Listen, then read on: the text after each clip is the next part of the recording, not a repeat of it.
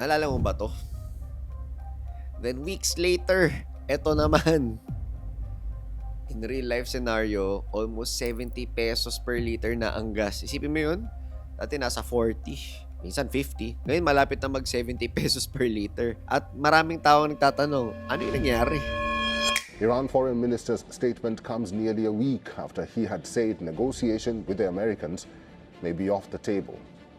He had then cited what he described as a bitter experience with past talks. Rising Middle East tensions are now rippling through financial markets. Oil prices are surging. The peso is weakening towards 60 per dollar, and the stock market just wiped out about 670 billion pesos in value. Pero bago tayo mag-start, praying para sa safety ng lahat. Especially para sa mga kababayan natin na nasa Middle East. Okay, so maging honest ako sa'yo.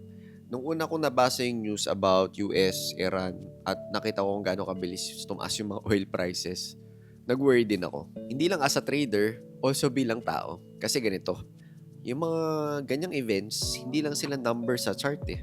May totoong effect sila sa buhay natin. Sa presyo ng pagkain, sa kuryente, sa gastos ng gasolina, diba nga halos 70 pesos na ngayon. So kung natatakot ka, anxious, worried sa kung ano pang mangyayari, gets kita. Justified yan.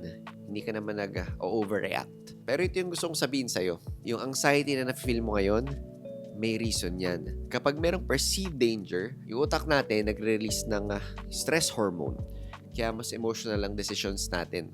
Mas impulsive, mas madaling ma-influence ng fear. Pero syempre, forex and financial channel tayo. So, paano natin siya ma-relate dito? Imagine, kahit yung mga pinaka-experience sa trader sa mundo, na-feel din nila yan kapag may ganitong events. Kasi tao tayo. Very normal yan. Yung problem lang ay kapag yung panic na yun, siya na yung nagda-drive ng lahat ng decisions mo. Kasi kapag nangyari yun, hindi ka na nag-isip ng maayos.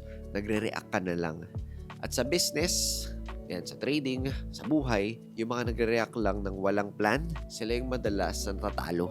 May isang bagay na very interesting sa financial markets. Hindi sila gumagalaw dahil lang sa actual na events. Madalas gumagalaw sila dahil sa reaksyon ng mga tao sa events. Isipin mo to, nung na-announce yung oil restrictions ng Iran, hindi naman biglang nawala lahat ng oil sa mundo overnight. Pero yung presyo, biglang nag-spike. Bakit?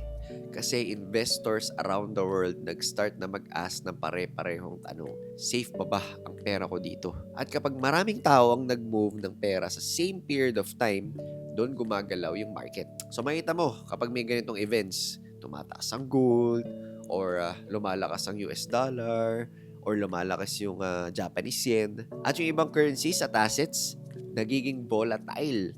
Or worse, bumababa.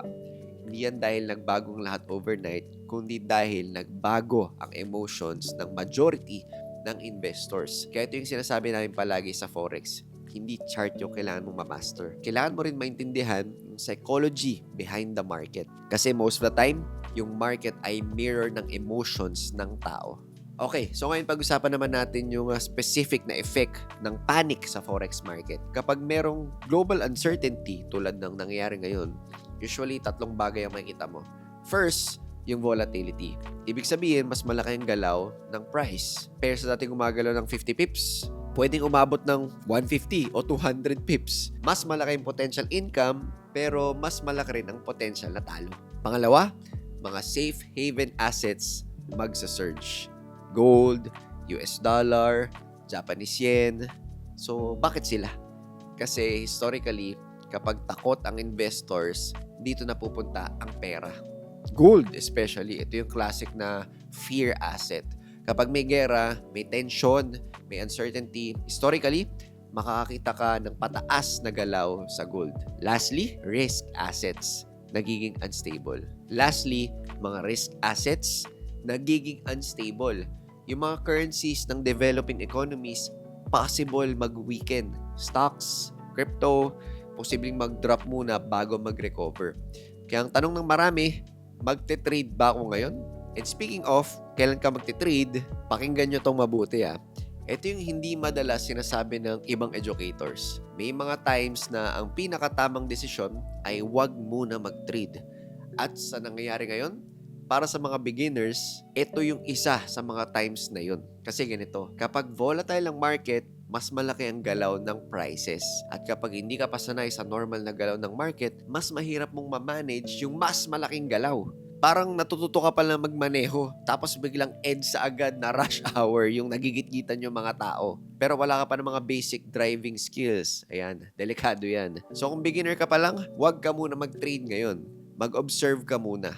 I-observe mo kung paano magre-react ang market sa news. I-practice mo sa demo account kung gusto mo. Pero wag muna mag-risk ng malaki sa live account. And ito pa, kapag emotionally affected ka sa news, kahit experience ka na, huwag ka ding mag-trade. Trading requires clear thinking.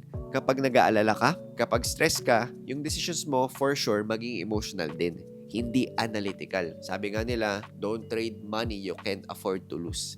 And don't trade with a mind that's not ready. Having no position is a position as well. Hindi lahat ng volatile market ay opportunity. At yung marunong maghintay ng tamang setup, sila ang mas tumatagal sa Forex. Pero before tayo mag-wrap up, gusto ko lang munang mag-pause sandali. Kasi para sa akin, safety muna bago another Forex income or turo or charts or buy and sell na video. Meron mga tao ngayon na natatakot. May mga family na hindi makatulog. Meron mga OFW na nasa Middle East na sobrang worried and gusto na makauwi. I just wanted to remind everyone, especially sa'yo, kung umabot ka sa part ng video na to, na TMT family is with you. Praying sa safety nating lahat. Yun lang. Kita ka sa next video.